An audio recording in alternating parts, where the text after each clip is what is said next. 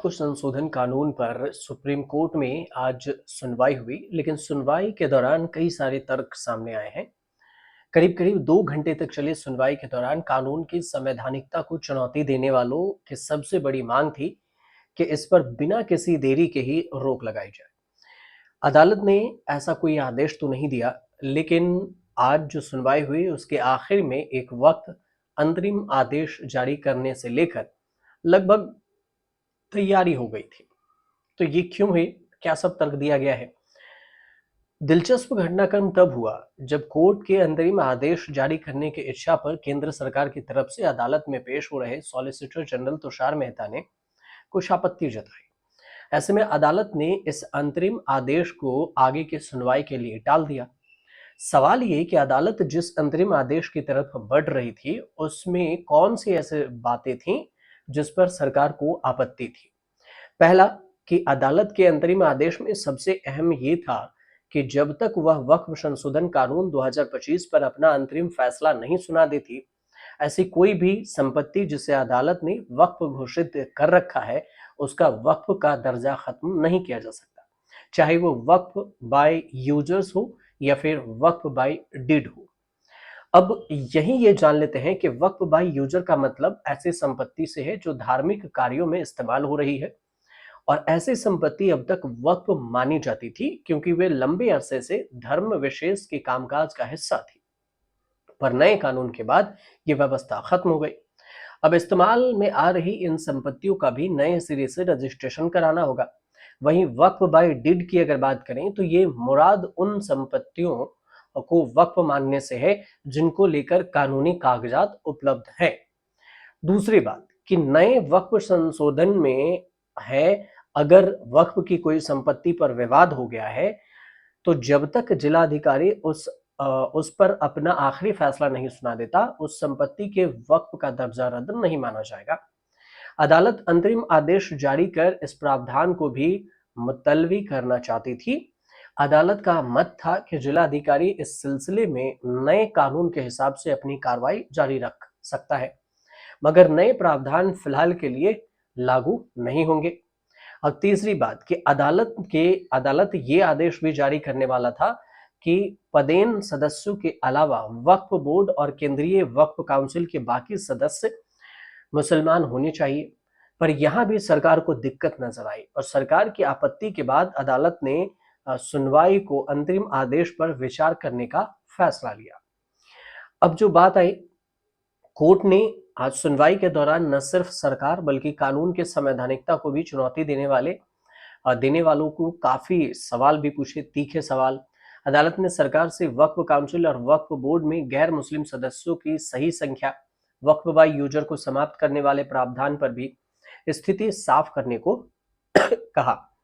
संभव है कि सरकार अगले हफ्ते में इस विषय पर जवाब दाखिल कर देगी, लेकिन जो वक्फ संशोधन अधिनियम 2025 की संवैधानिक वैधता है उसको चुनौती देने वाली जो याचिका थी, इस दौरान कई सारे सवाल हुए कि क्या अब मुसलमानों को हिंदू धार्मिक ट्रस्टों में शामिल होने की अनुमति दी जाएगी क्या।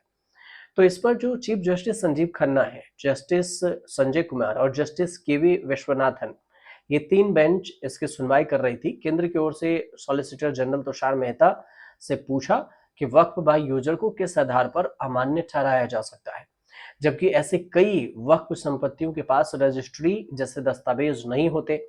तो अदालत ने कहा कि फिलहाल वह कोई भी अंतरिम आदेश पारित नहीं कर रही है, लेकिन मामले की सुनवाई अभी जारी रहेगी। अब न्यायाधीश संजीव खन्ना की अध्यक्षता वाली 3 जजों की बेंच ने कहा कि वक्फ बाय यूजर की जो व्यवस्था है उसको समाप्त करना एक स्थापित व्यवस्था को पलटना होगा, जिसके गंभीर परिणाम हो सकते हैं। इसी दौरान सुप्रीम कोर्ट ने केंद्र से 3 अहम सवाल पूछ लिए। सबसे पहला कि क्या वक्फ संपत्तियों को डिनोटिफाई किया जा सकता है।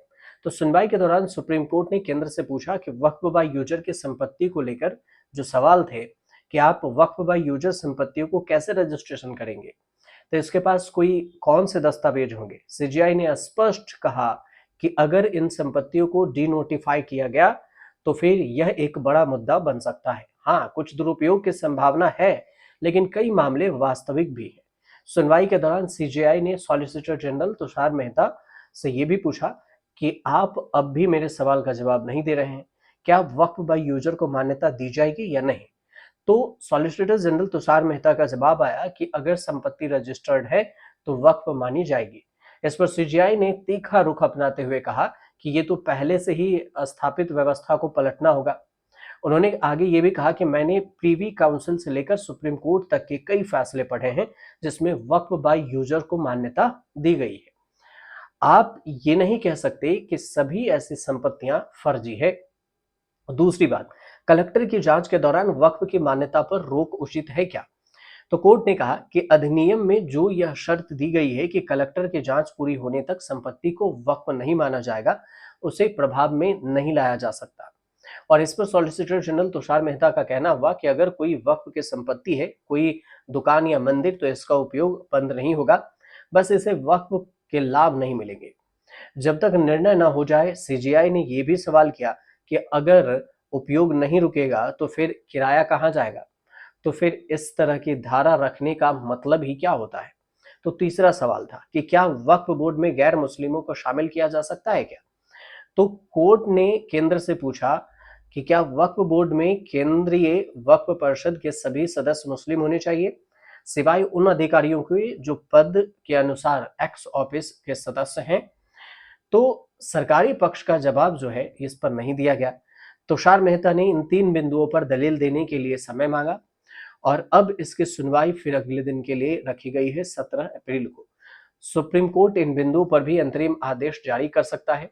एक और सवाल था कि हिंदू ट्रस्ट में मुसलमानों को एंट्री मिलेगी क्या, जैसे मुस्लिम वाले वक्फ में हिंदू को मिली है? तो इसमें तुषार मेहता का कहना हुआ कि मुसलमानों का एक बड़ा वर्ग वक्फ अधिनियम द्वारा शासित नहीं होना चाहता। इसे लेकर सीजीआई ने केंद्र से तीखे अंदाज में सवाल पूछा और कहा कि क्या आप ये कह रहे हैं क्या मुसलमान को भी हिंदू बंदोबस्ती बोर्ड में शामिल किया जाएगा? तो जरा स्पष्ट रूप से कहिए कि सुप्रीम कोर्ट ने कहा कि अगर कोई सार्वजनिक ट्रस्ट है, 100 या 2 साल पहले पहले वक्फ घोषित किया गया हो, तो फिर उसे आज अचानक वक्फ बोर्ड द्वारा हथिया लेना उचित नहीं है और आप इतिहास को फिर से नहीं लिख सकते। और इस पर एसजी तुषार मेहता ने जवाब दिया कि संसद की जेपीसी ने 38 बार बैठक की, 98.2 लाख ज्ञापन जांच होने के बाद ही ये कानून पारित किया गया है। वक्फ बाय यूजर क्या है ये भी अंत में समझिए। यह एक परंपरा है जिसमें कोई संपत्ति लंबे समय तक इस्लामिक, धार्मिक या परोपकारी उद्देश्यों के लिए और संयुक्त प्रयुक्त होने के कारण वक्फ मानी जाती है, भले ही उसके पास लिखित दस्तावेज हो या नहीं हो। सीजीआई का सुझाव है कि अभी हाईकोर्ट को जिम्मेदारी सौंपी जा सकती है। दोनों पक्ष का स्पष्ट जवाब चाहिए, उसके बाद ही आगे बात बनेगी। दलीलें भी दी गई है। अब आगे के जो फाइनल फैसला है इस पर भी हवाला दिया जाएगा, उसके बाद ही पता चलेगा कि आखिर सुप्रीम कोर्ट फाइनल फैसला क्या कुछ देती है। फिलहाल अगर जानकारी सही लगे तो हमारे चैनल से जुड़िए, सब्सक्राइब कीजिए, शेयर कीजिए, कमेंट जरूर कीजिएगा।